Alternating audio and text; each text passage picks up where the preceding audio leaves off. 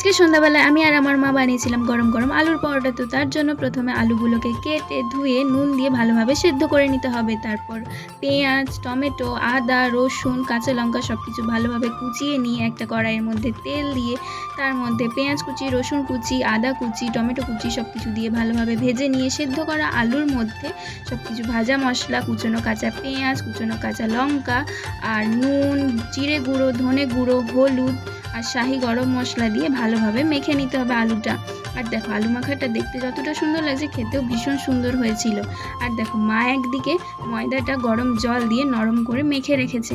তারপর এগুলোকে আমি নিয়ে বাটির মতো করে এর মধ্যে আলুর পুর দিয়ে এগুলোকে গোল গোল করে মুড়ে নিয়েছি। তারপর এগুলোকে বেলে নিয়ে ভালোভাবে উল্টে পাল্টে ভেজে নিলেই রেডি হয়ে যাবে আমাদের গরম গরম আলুর পরোটা। আর আমি এটা দুদিক থেকে একটু ডিম দিয়েছি, তোমরা চাইলে নাও দিতে পারো, কিন্তু এটা খেতে ভীষণ সুন্দর হয়েছিল। ভিডিওটা ভালো লাগলে লাইক করে চ্যানেলটা সাবস্ক্রাইব করে